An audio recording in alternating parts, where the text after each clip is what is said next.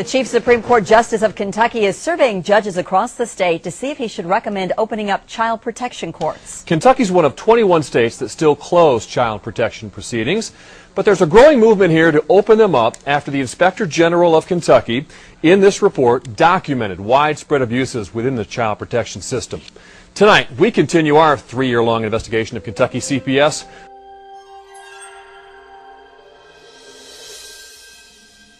Please welcome our good friend, Senator Nancy Schaefer.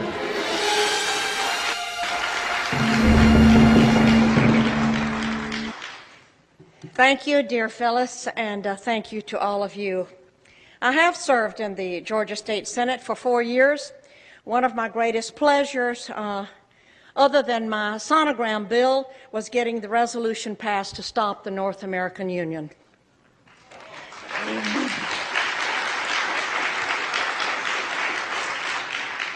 However, for 4 years, I have been confronted with families struggling to remove their children from the clutches of Child Protective Services. I wrote a scathing report last year on the corruption in Child Protective Services, and an update and copies are out on the table. The Department of Child Protective Services has become a protected empire built on taking children and separating families. This is not to say that there are not those children who do need to be removed from wretched situations and need protection. However, my report is concerned with the children and parents caught up in legal kidnapping. Having worked with probably 300 cases statewide and hundreds across the country, and in nearly every state, I am convinced there is no accountability in Child Protective Services. The Adoption and the Safe Families Act, set in motion first in 1974 by Walter Mondale and later in 1997 by President Bill Clinton, offered cash bonuses to the states for every child they adopted out of foster care. Some counties often offer $4,000 to $6,000 bonus for each child adopted out to strangers, and an additional $2,000 for a special needs child. Employees work to keep the federal dollars flowing. The National Center on Child Abuse and Neglect in 1998 reported that 6 times more children died in foster care than in the general public, and that once removed to official safety, these children are far more likely to suffer abuse, including sexual molestation, than in the general population. Think what that number is today, 10 years later. Child Protective Services seizes children using the very system that is paid for by the taxpayer, who actually believes it is used to protect abused and neglected children.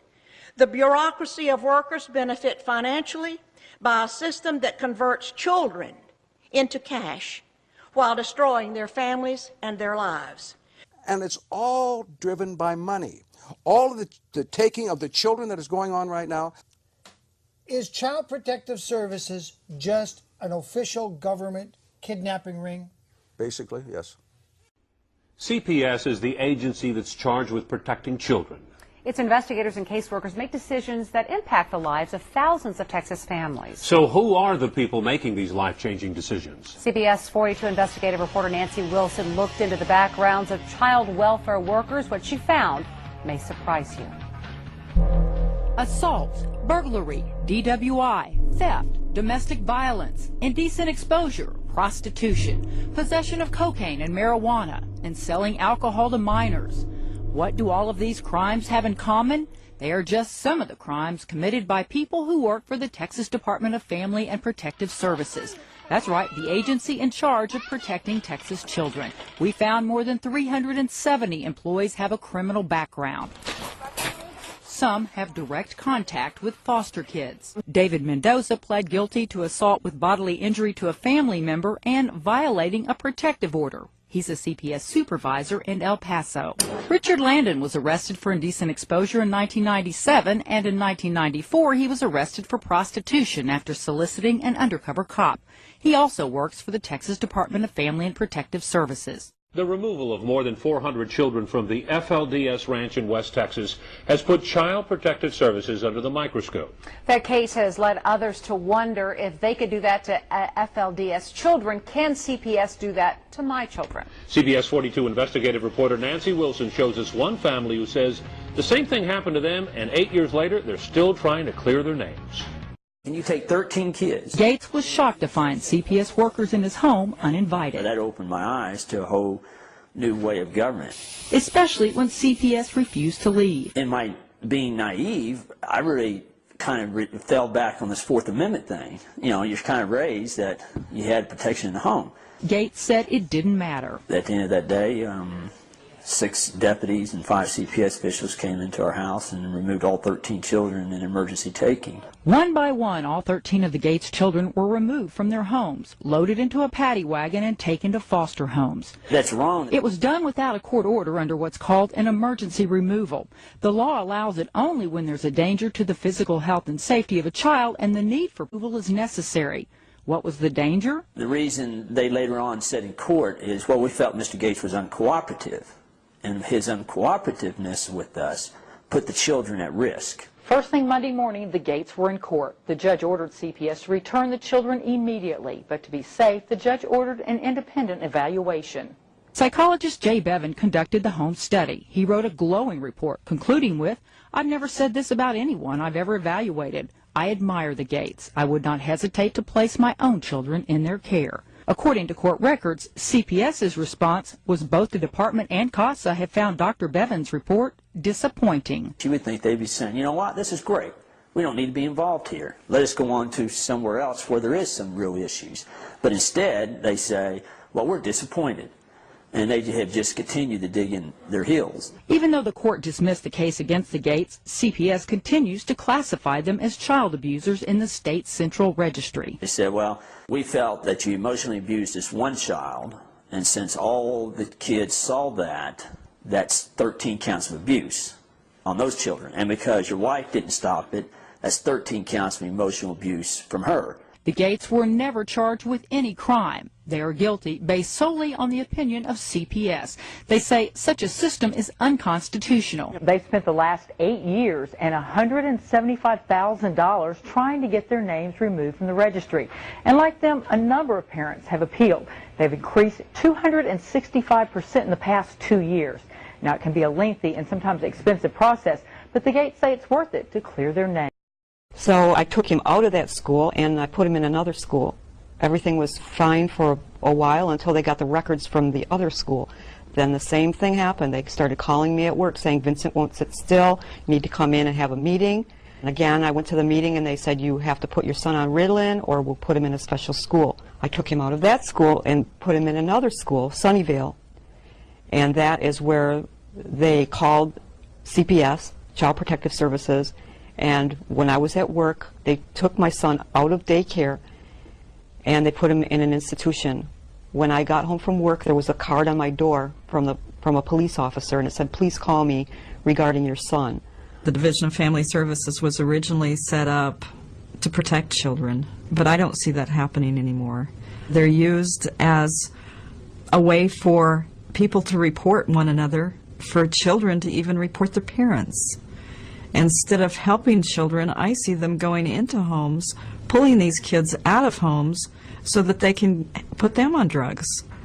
I called the Sunnyvale Police Department, and then immediately I picked up the phone to call my mother. And the next thing I know, the police officer just came right through my door without even knocking or anything. He grabbed the phone away from me. He says, you're not calling anyone. And he slammed me down. I thought, this guy's crazy. And so I started crawling away from him, and he grabbed my ankles so hard and pulled me back that I still have his fingerprints in my ankles to this day. The teacher was telling me that he wasn't learning the way he should be learning, that he wouldn't learn unless I opted for the medication, because the medication would help him learn. I unfortunately at that point kind of bowed down to the school and what they were saying and the pressure they were putting on me, and I, went with the drugs. Approximately 10% of boys from ages 6 through 12 or so are taking psychotropic medication, and this is just an appalling statistic to me as a parent and as a physician. In the early 90s, there was a huge spike in children being diagnosed ADHD and subsequently being put on Ritalin. At that time, several things happened. The federal government awarded schools more money based upon more children being diagnosed ADHD. And also for low-income families, if a child was diagnosed ADHD and put on Ritalin, the family received a lot more money monthly. Cash bonuses to the states for every child they adopted out of foster care. More money based upon more children being diagnosed ADHD. Cash bonuses to the states for every child they adopted out of foster care. It's frightening how easy it is for children to be diagnosed. They are being diagnosed by school teachers and by school personnel of all types in all school districts across the country. Remember the case of Vanessa Shanks, who had her kids taken away, and when she fought back, saw her relatives' kids taken away, and when she won her appeal, saw her attorney's child taken away? These former CPS workers say that kind of retaliatory power is common, and in this secretive one-side system, they can take your kids away right now if they want to and get away with it. However, for 4 years, I have been confronted with families struggling to remove their children from the clutches of Child Protective Services. I wrote a scathing report last year on the corruption in Child Protective Services. And dear Phyllis, and thank you to all of you. I have served in the Georgia State Senate for 4 years. One of my greatest pleasures, other than my sonogram bill, was getting the resolution passed to stop the North American Union. An update and copies are out on the table. The Department of Child Protective Services has become a protected empire built on taking children and separating families. This is not to say that there are not those children who do need to be removed from wretched situations and need protection. Tonight, we continue our 3-year-long investigation of Kentucky CPS.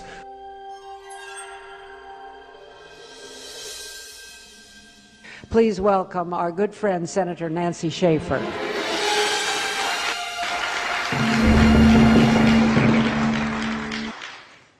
Thank you. The Chief Supreme Court Justice of Kentucky is surveying judges across the state to see if he should recommend opening up child protection courts. Kentucky's one of 21 states that still close child protection proceedings, but there's a growing movement here to open them up after the Inspector General of Kentucky, in this report, documented widespread abuses within the child protection system.